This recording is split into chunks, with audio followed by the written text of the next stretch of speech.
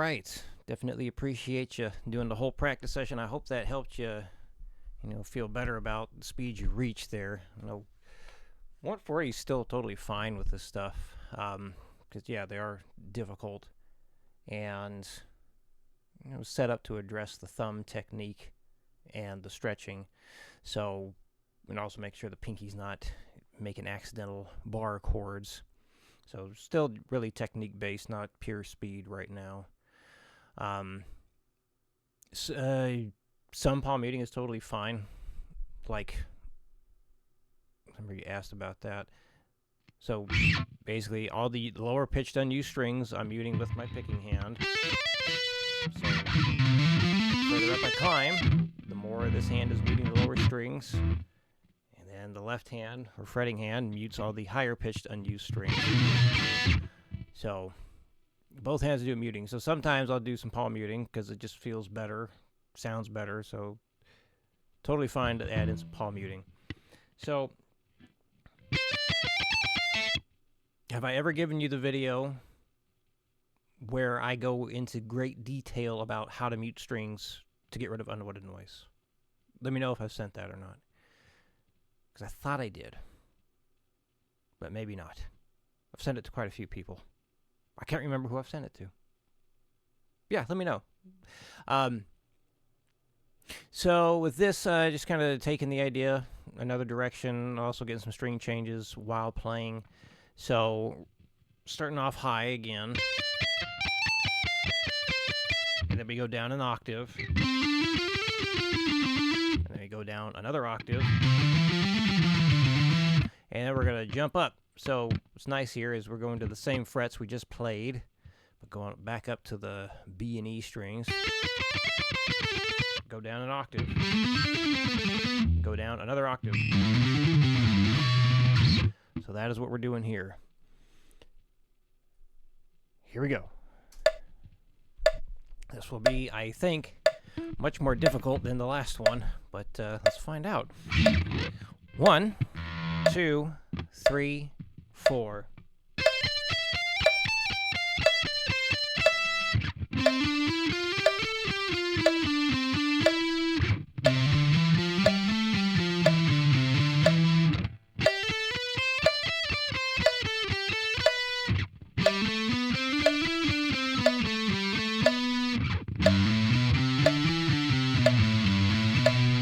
So when I'm changing positions, I am resting my hand on all the strings so I don't have, that happening. Don't want the open strings to vibrate when changing positions. So yeah, I'm covering up the strings. Let's go up in 20s for this one, because this is going to be a pain in the butt. 1, 2, 3, 4.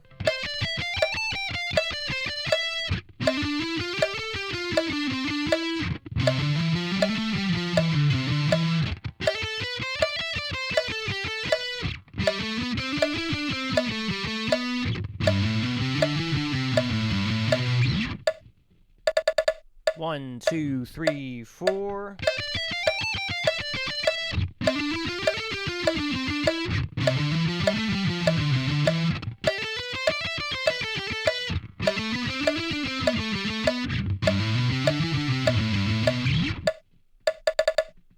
One, two, three, 4.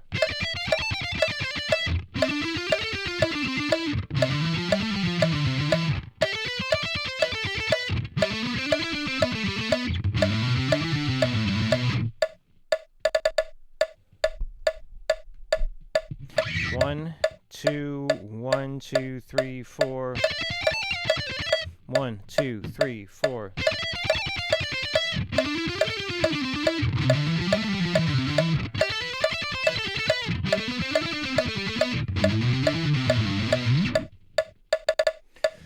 Oh boy.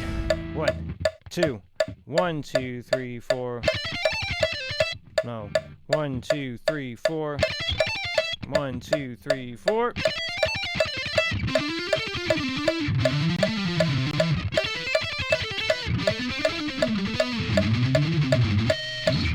If I get a better take. 1, 2, 1, 2, 3, 4. 1, 2, 3, 4.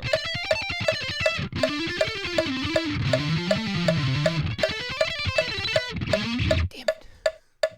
1, 2. 1, 2, 3, 4. I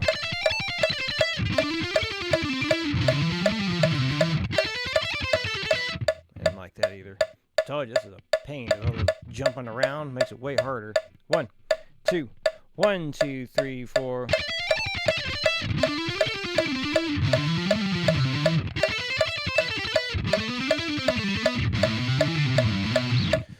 Holy crap. All right, let's try the 180. I'm gonna keep holding my breath. Takes a lot of concentration. 1, 2. 1, 2, 3, 4.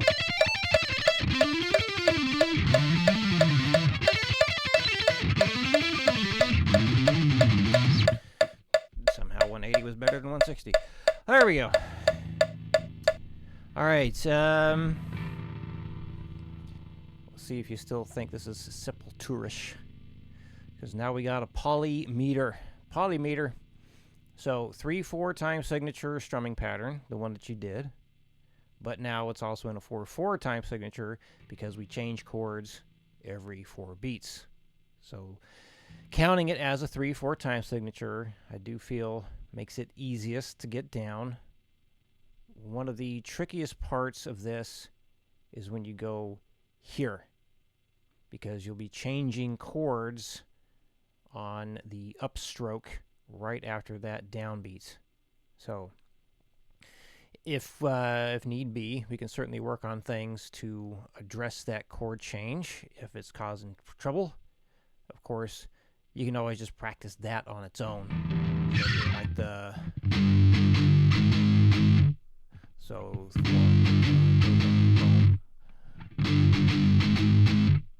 Totally fine to just do that if you need to. Same thing with this.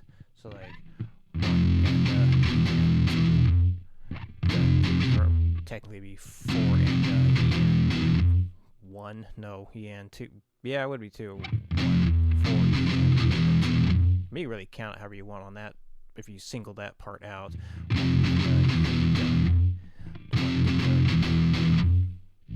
Let me do that with a click. So like...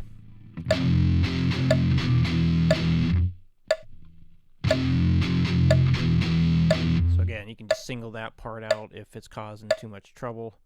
Same thing here, because this is going to be where the trickiest part is, I feel. At least it is for me and most people.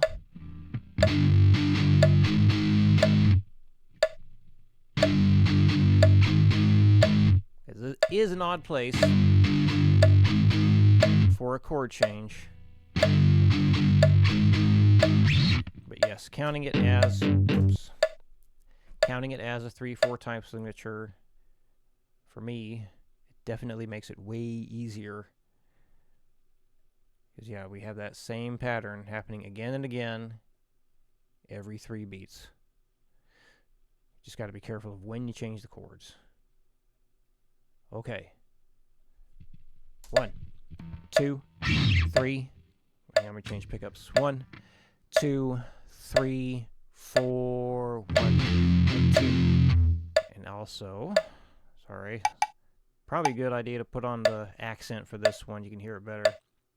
1, 2, 3, 4, 1, and 2, and 1, and 2, and 1,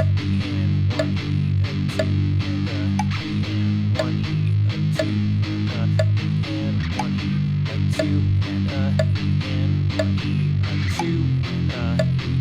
1, and 2, and 1, and 2, and 1, and you could palm mute that last chord if you prefer. That's totally fine.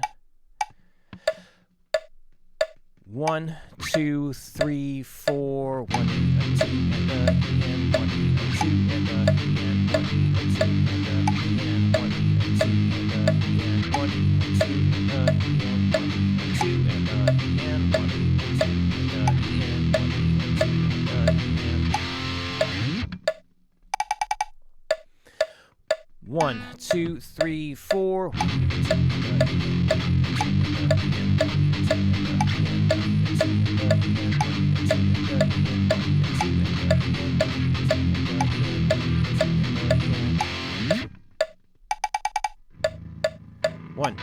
2. 1, 2, 3, 4.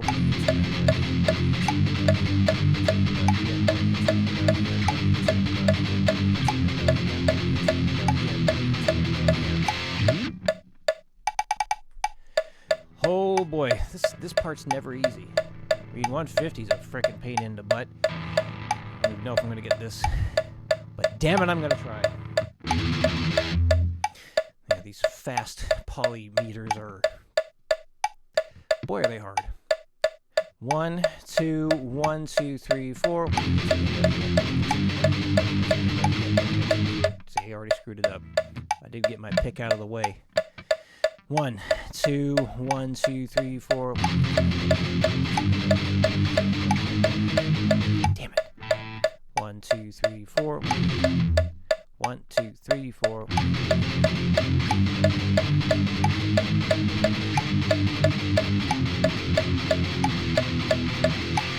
Jesus Christ. 1, 2, 1, 2, 3, 4.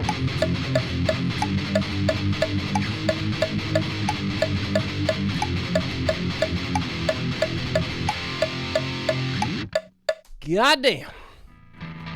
All right. Think inside. Okay, yes, every chord is correct. I want to point out a couple things for options, just to make sure you are aware of them.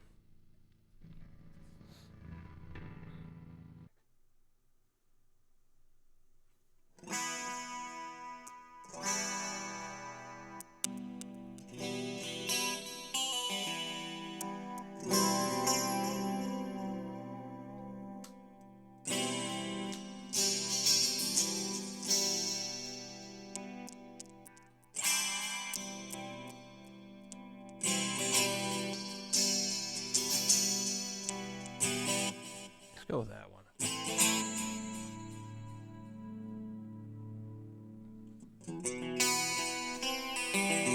Okay. So let's see. Again, I'm just pointing out some options just to make sure you are aware of them. Just so you can use it if you like. So for the C suspended sharp 4. Yes, perfect. Just like that. You could also add in the F sharp or the sharp 4 interval on the high E string if you'd like. Definitely good on the B suspended 4. I'm glad you did it that way because that shows you're following the steps exactly, which is great. But here's a cool way of doing it. You just also do an open version of it. You know, I'm going to add these in here as well just so you can always have it.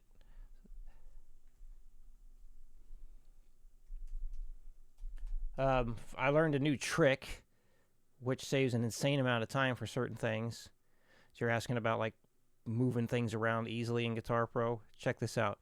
If you hold down Alt and Shift and then you press the up and down arrow, you can change the note 1 fret at a time. So I'm hitting the up arrow right now, down arrow.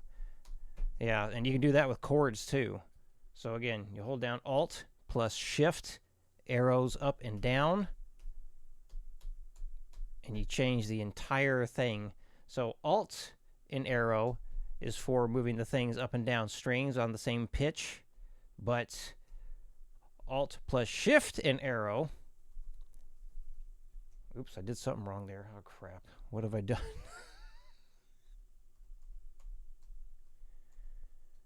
Alt plus Shift and then the up and down arrow.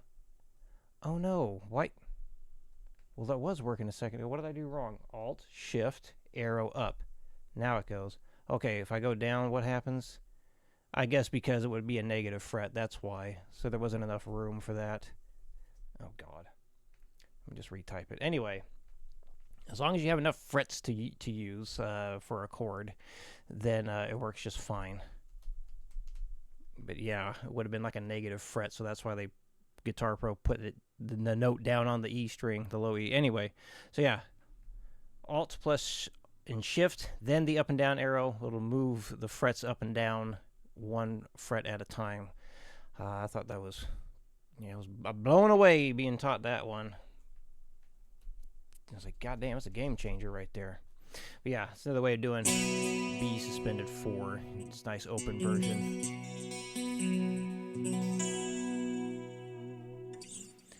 And then, let's see.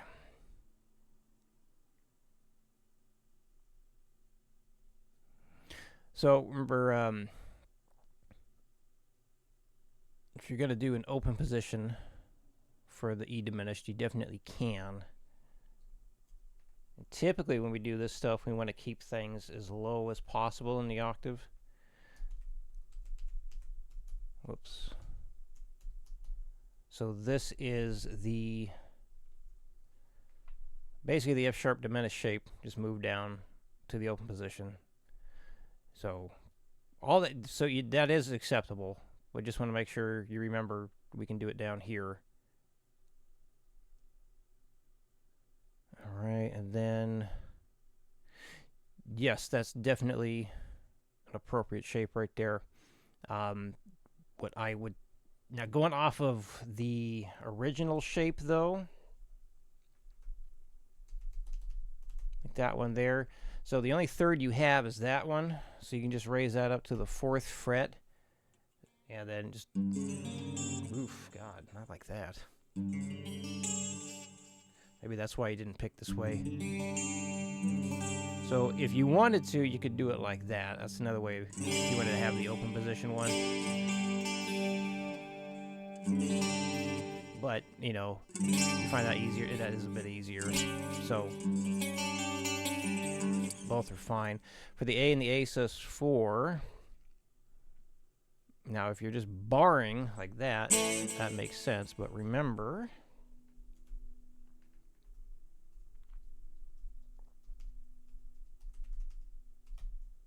you also have the high E string that can be part of it. Okay. Suspended seconds. So I'm going to go through the key of C, just like I did last time. All right, so we're starting with the C chord. Now, there's going to be some trouble on some of these chords because of open strings. So same notes that you changed before, you got to change again. So we always go back to the original chord. We don't go sus4 and then change that to the sus2. I mean, we're technically doing that. But you want to look at it as you're going from the triad into the sus2. So this way you have less work. You're always going back to home base and then changing that. So we're going through the chords. You know, there is the third interval again. So now we lower it to the next note and key. So the E goes down to a D. But we have the high E string as well. So what do you do with that? You could just leave it out. But there is a note we can place on the E string, so we have an even fuller chord, which is the G note. That's the 5th interval, so we can put that on there. And that gives us the C sus2. All right, and then taking the D minor chord, flat third is the F note, lower it down to the next note and key, you get yourself a D sus2. Now this one has all kinds of stuff going on, or that needs to be done. So this is my process on trying to figure these things out. So the G note, the open G string, is the flat third. We can't lower that down to the next note in key because we'd have a -2 fret. So we're going to use all 6 strings. So I like to try and use the same amount of strings that we started with when possible. So I always like to try doing that first before eliminating strings if it seems like it's too much of a pain in the butt. So that being said, we need to find a note to replace the open G string with. So if we're going to use an E note, well, you'd be way up here on the 9th fret, so that ain't going to happen. So then we already know the F note, which comes before G, is not going to be on there because that'd be up on the 10th fret. So B is the only note left, which is the 5th interval. So we're going to put it on here.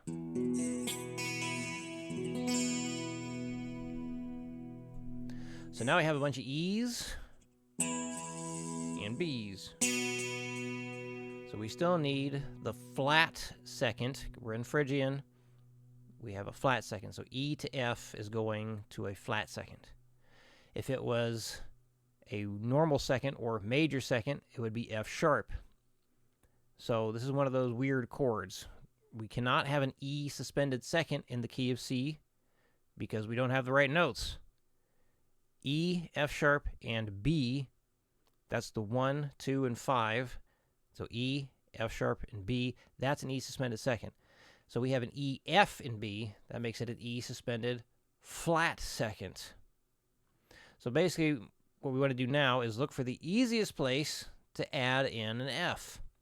And from this, holding this shape right here, easiest thing to do is take that E on the D string, raise it up to the F.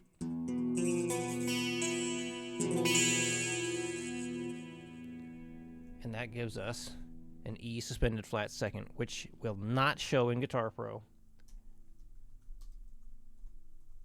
So that's one we just got to manually type out. Okay. So basically the idea is when you're dealing with open strings for like a suspended second, you can't lower the open string down. So you look for a note you can place on the open string, and then usually you find an octave of the root note within the chord shape and then raise that up to the flat second or second in some cases. So hopefully that makes sense. We'll find out. The F, changing it to the F sus2. So this one, using that shape, has some complications. So, starting with the F major, we got to look for the flat, or not the flat third, the major third, which is that A note right there. So root, 5, root, third, that's the 5, and that's the root. So if we got to take this A, lower it to the next note in key, we can definitely do that. But that means we can't do the bar anymore. So you could just do this, and that's totally fine. We can also use this version. Very similar to what we did with the F suspended sharp 4. So we can do this, or we can do this, or most people seem like they can't do this, but you can use your thumb over the top. Hold the F note with your thumb. You can get all 6 strings involved if you wanted. Oh crap, I'm holding the dang thing wrong. That's why it sounded funny. I should have trusted my ear.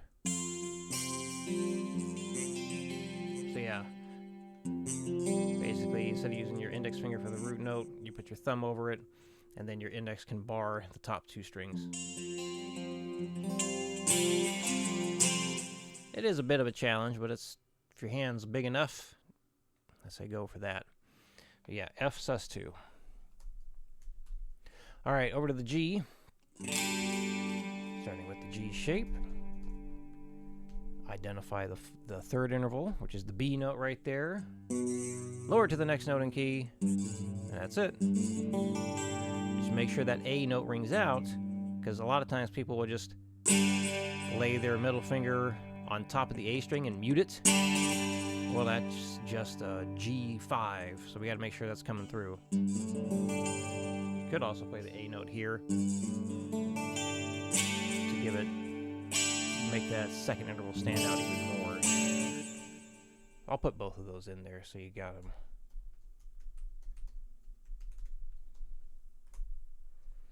All right, next, A minor.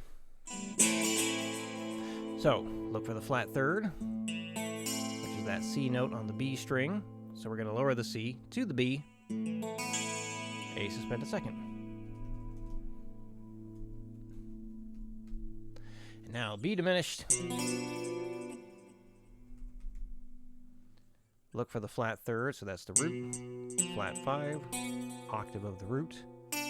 There's the flat third, so we have to lower the B down to next note in key, C. Did I say D or B?